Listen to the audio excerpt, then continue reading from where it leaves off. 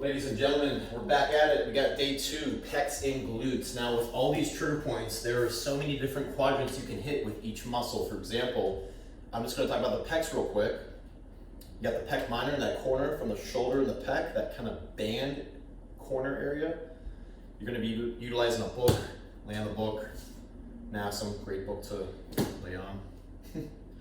Softball or lacrosse ball or a theracane, highly recommended as well.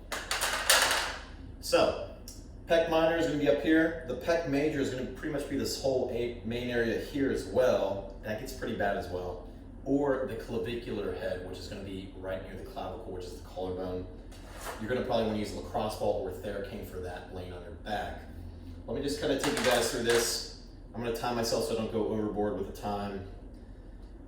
I'm going to be spending about 3 minutes explaining the pecs, but you're going to be spending about 5 to 10 minutes plus on each trigger point / muscle, right? So, grab your books, preferably books you don't use, like this NASA one, and take your softball. We're going to start with the pec minor. Hopefully you guys can see me at a pretty good angle. And basically I'm just right in that corner, putting that right on the book, and I'm just going to elevate myself into a plank. That's optional. Some people don't have the strength to do that. Make sure that you're not compromising your neck or your lumbar, which is your lower back, obviously. Don't do that. Tuck your butt, pack your chin back, and just put as much weight into that softball as you can. 5 to 10 minutes, guys. Honestly, I gave you 3 different pec trigger point areas. But this pec minor is so bad that you might just want to spend your entire time on this, and then maybe the next go around, like next week, spend a lot of time on the other areas, like the pec major or the upper pec. You're finding deep pressure to the bone. As always, go to the bone, guys. Find different angles, side to side. Suck your tummy in and breathe into that ball. If you breathe in deep enough into that ball, you should be able to feel this in your shoulder blade almost.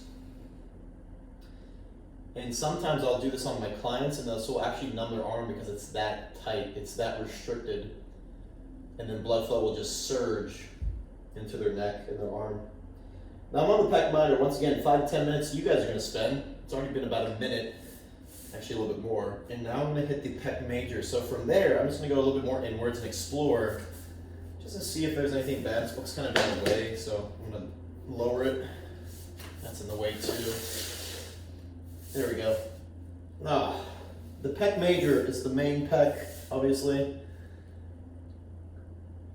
Yep, it's pretty bad too. Just explore, guys. That's all you gotta do. Your entire chest. Just take some time, explore, relax, lay into it. I like to get a little bit of a stretch going with that arm. Breathe. Just search for different angles. Honestly, I didn't even know this part of my chest was that bad, but clearly I gotta work on it. Once again, guys, I have taken a break from lifting, or not lifting, but training just a little bit. I'm doing very light stuff, and I recommend you guys doing the same for at least 3 to 6 months of just lots of trigger pointing, lots of correctives. Functional Patterns is a great program for that 10-week course. I recommend pairing that with our Foundational Fitness Anti-Stress program. It's a very good all-in-one kind of fitness starter. Honestly, it's the only program you'll ever need. That's why we designed it. Yep, all right, so that's the pec major. It's been about 3 minutes already, but I'm just gonna show you real quick.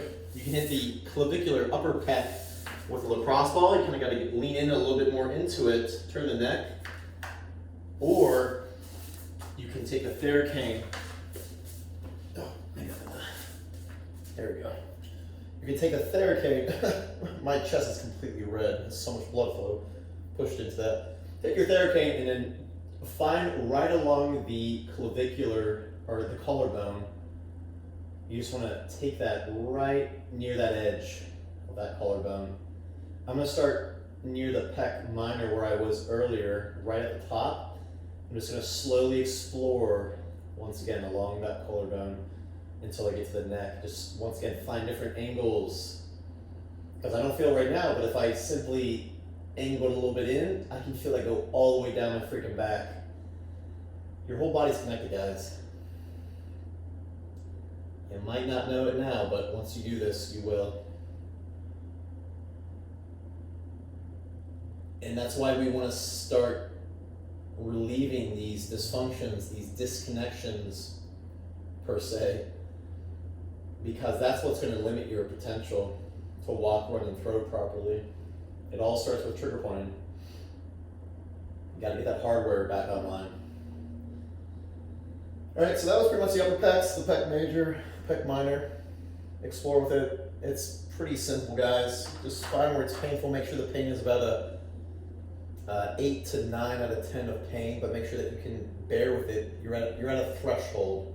You're slightly out of your comfort zone, meaning you can still relax into it, because if you're tensing up, you're not going to be able to fully go as deep into the fascia as you can. Every time you do these trigger points, you want to try to get a little bit deeper and release a little bit more. We're trying to hydrate that fascia. So that was the pecs. Let's hit the glutes. The glutes, there's 2 spots I want you guys to focus on. 2 spots. First one is going to be the glute medius. The glute medius is at the top of the butt.